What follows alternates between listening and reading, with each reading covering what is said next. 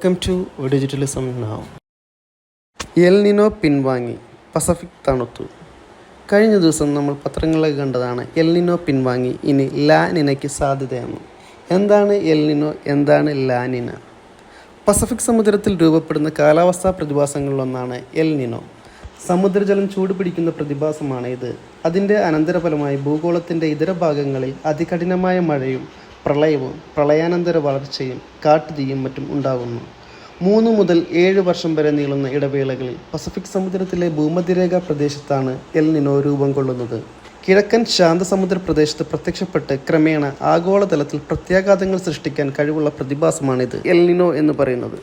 ആഗോളതാപനില കൂട്ടുന്ന ഒരു പ്രതിഭാസമാണ് എൽ നിനോ. പക്ഷേ കഴിഞ്ഞ ദിവസം ഓസ്ട്രേലിയൻ ബ്യൂറോ ഓഫ് മെറ്റീരിയൽസ് സ്ഥിരീകരിച്ചത് എൽ നിനോ പിൻവാങ്ങി, പസഫിക് തണുത്തു എന്നാണ്. പസഫിക്കിൻ്റെ ഉപരിതലം ചൂടുപിടിച്ച് കഴിഞ്ഞ ജൂണിലായിരുന്നു എൽ നിനോയുടെ തുടക്കം.